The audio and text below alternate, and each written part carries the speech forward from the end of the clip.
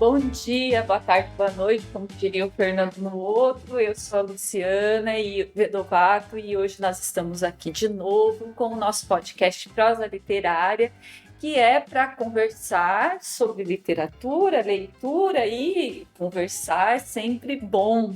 E para hoje eu trouxe aqui a querida diva maravilhosa, professora Cleiser Renato Langaro, que é a nossa professora aqui do curso de Letras e que vai conversar conosco um pouco sobre literatura. Bom dia, professora Cleiser. Bom dia, tudo bem, professora Luciana? Uma alegria estar aqui com vocês, né, conversando um pouquinho nesse finalzinho de ano de 2022, para pensar, né, a literatura e a importância da literatura na formação humana. Isso, e a ideia, chegou ali o Alex que vai ajudar a gente aqui. Bom dia, Alex, tudo bom? Bom dia. E a ideia, professora, é conversar um pouco assim. Lógico, você é professora de literatura, então para você é bem mais comum falar sobre a importância da literatura e da leitura literária, mas assim, para quem não tem esse costume de ler ou assim está começando agora, qual a importância da literatura? Por que é importante pensar na literatura e também fazer umas escolhas de leitura por esse caminho assim? A literatura é uma forma de pensar o mundo, né? De pensar a vida e pensar você e nesse mundo, nesse universo, porque estando no campo ficcional, ela sempre está fazendo, né, relações com a vida, com a realidade, com o humano, né? O lado humano, o conteúdo humano. Então, os problemas sociais, as questões culturais, políticas. Então, a literatura é isso, né? É um universo ficcional que discute, que traz a experiência humana, né? Que problematiza a experiência humana.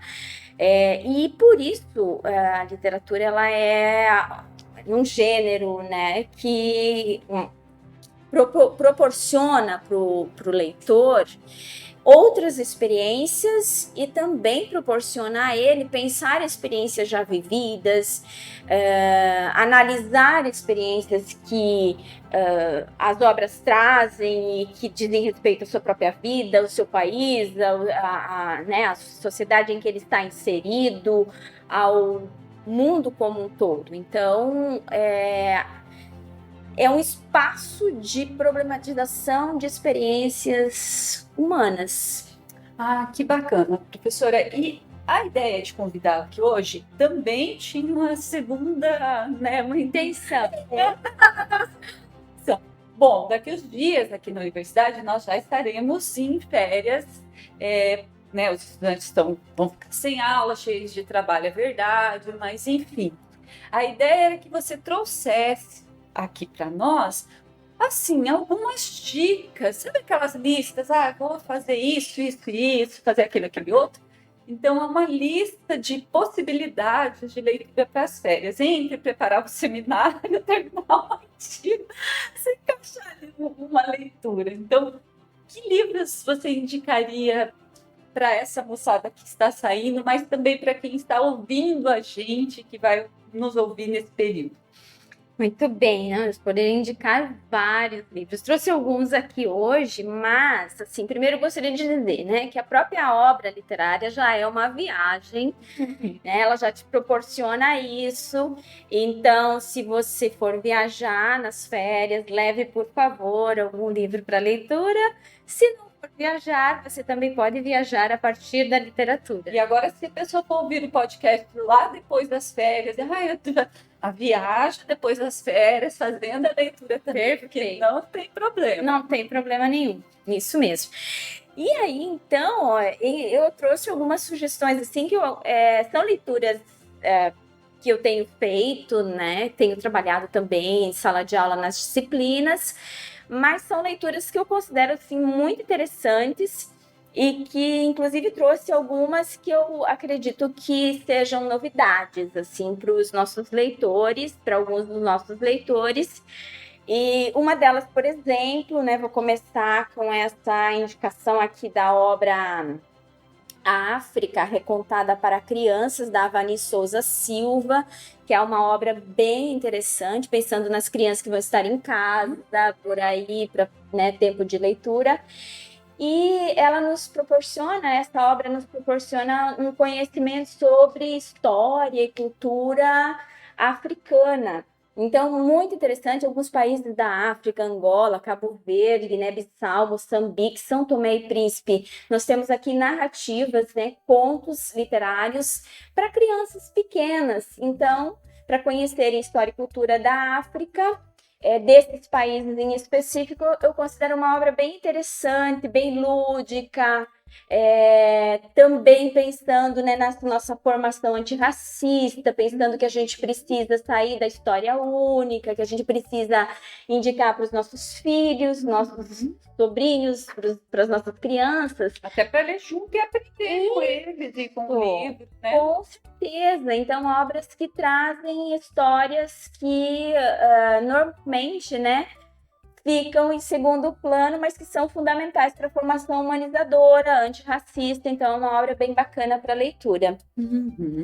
Nessa mesma pegada, também, eu trouxe o Pequeno Príncipe Preto, que é uma releitura do Pequeno Príncipe de Exupéry, que é uma obra clássica, né, da literatura infantil e juvenil, e que agora essa obra francesa, né, está recebendo algumas releituras, e uma delas é do Rodrigo França, desse nosso escritor brasileiro, ele que é ator, diretor, cientista social. Então, uma obra bem bacana, que na verdade era uma peça de teatro que ele escreveu, né, a partir do Pequeno Príncipe de Exupéry, só que trazendo um príncipe preto.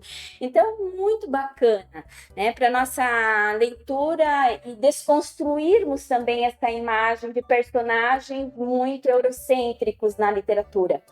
E essa obra, O Pequeno Príncipe Preto, ela realmente ressignifica as questões culturais, né? Também a representatividade, o reconhecimento e a representatividade de personagens, crianças negras na literatura.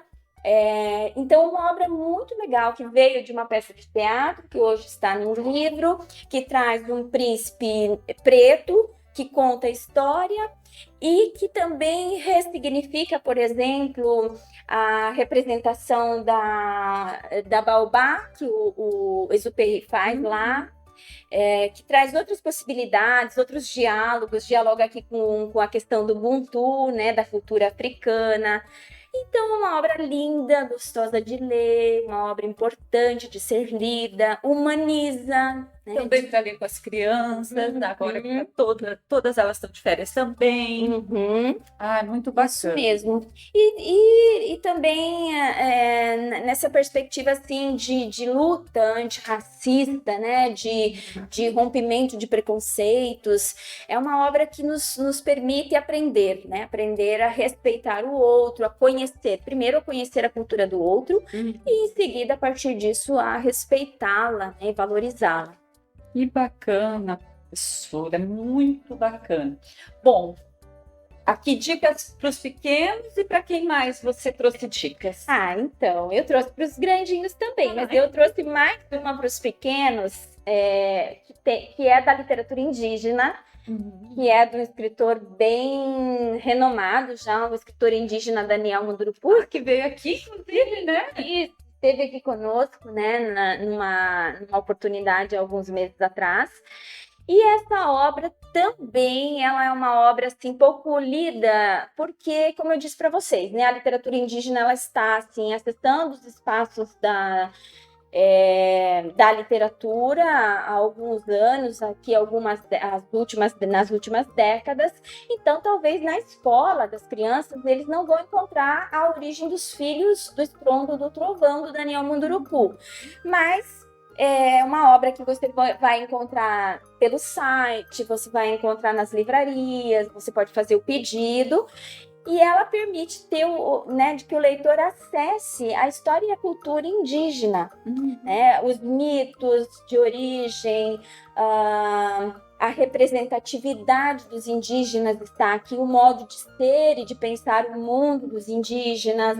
Então, como que as crianças indígenas também estão representadas aqui, mas principalmente assim, acessar essa cultura do outro, conhecer essa cultura do outro, compreendê-la e ressignificar um pensamento, né, que está socializado ali, muito estereotipado, muito cheio de preconceitos.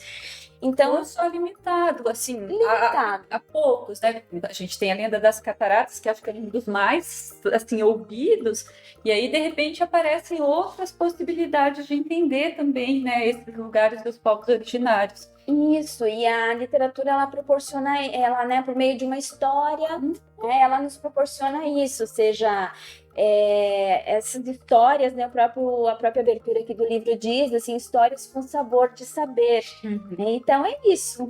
É uma indicação a mais para, não só para os pequenos, para os adultos também, mas é uma obra que provavelmente as crianças vão gostar de ler, né, porque vai trazer vai falar desse mito das origens dos filhos do trovão. Bem bacana, e é do Daniel Munduruku. Muito bom, muito bom. Lindo, colorido, muito agradável, uma leitura ótima para a molecada também.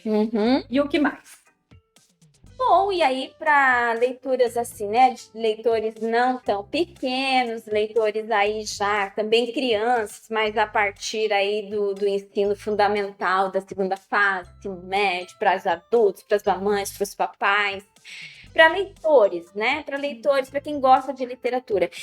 Quem não tem o hábito ou o costume de ler, eu acredito que essas obras aqui, elas são obras muito interessantes também nesse sentido, né? Porque elas são o Brasil, elas têm a cara do Brasil.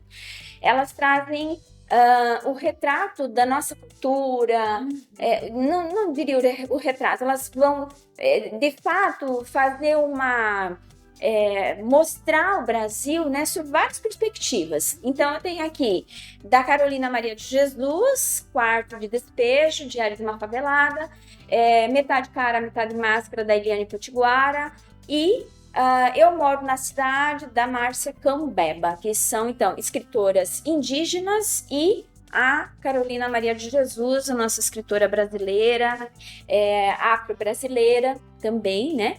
E as três obras, elas vão, né, trazer o quê? A representatividade, o conhecimento, a cultura, uma revisão histórica do Brasil.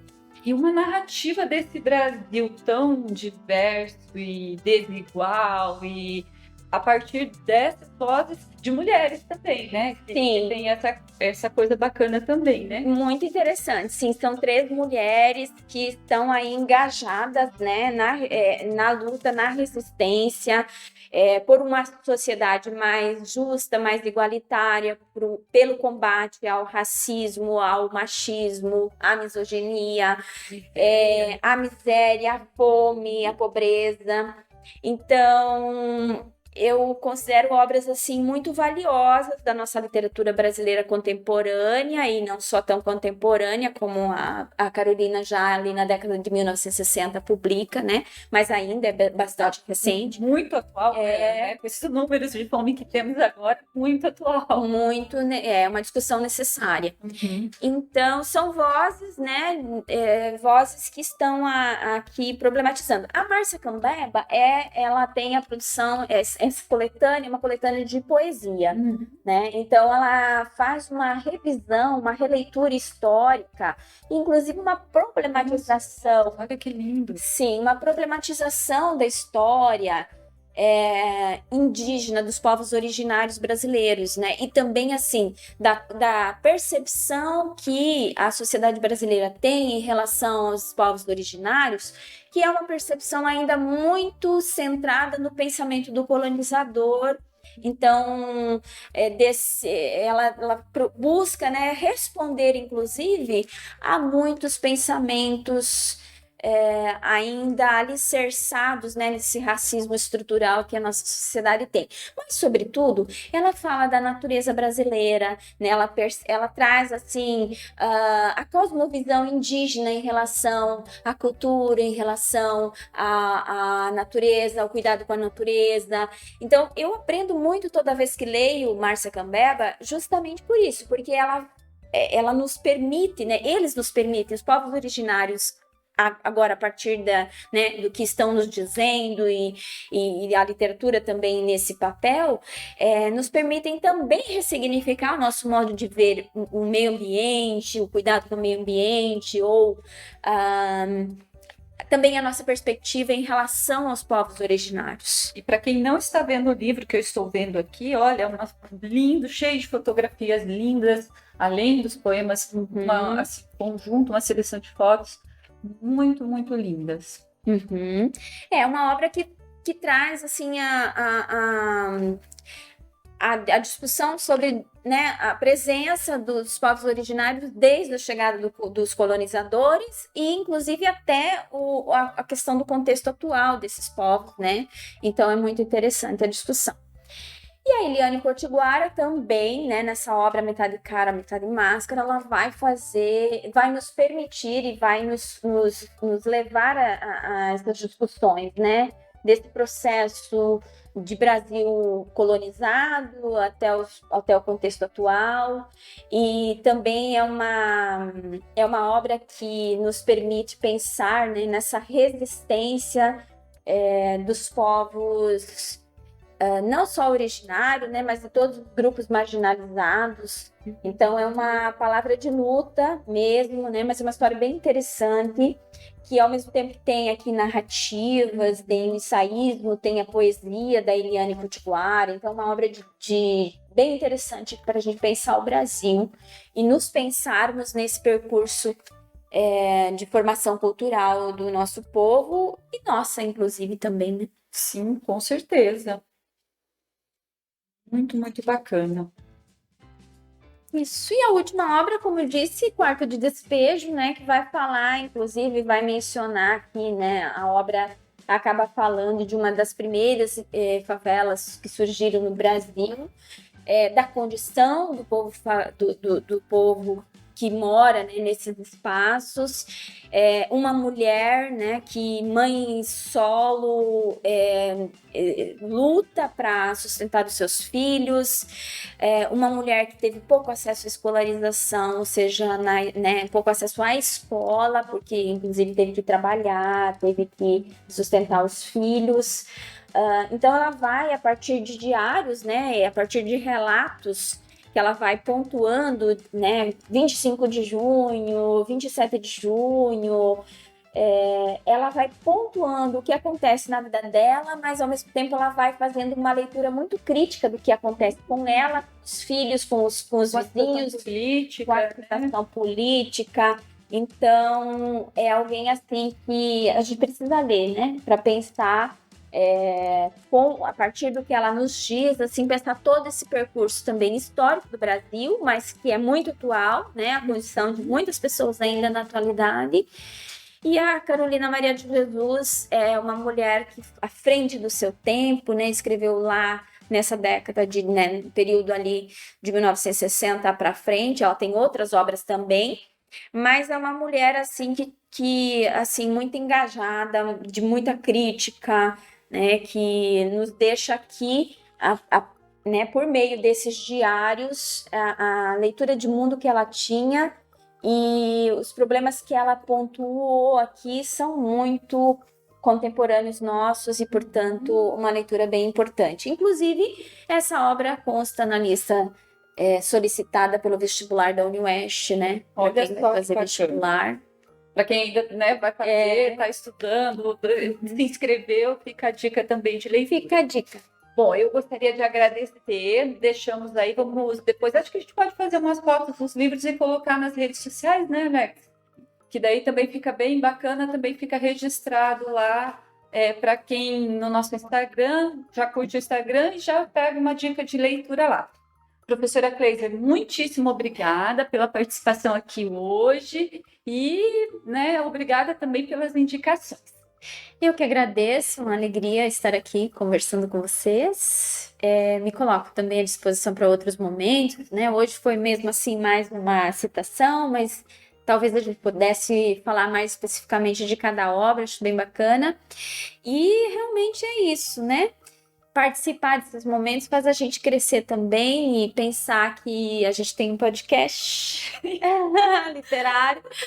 Muito legal. Obrigada. Obrigada. Então é isso, pessoal. Até mais, até o próximo. E acompanhem as nossas redes sociais e peguem lá as dicas de leitura também.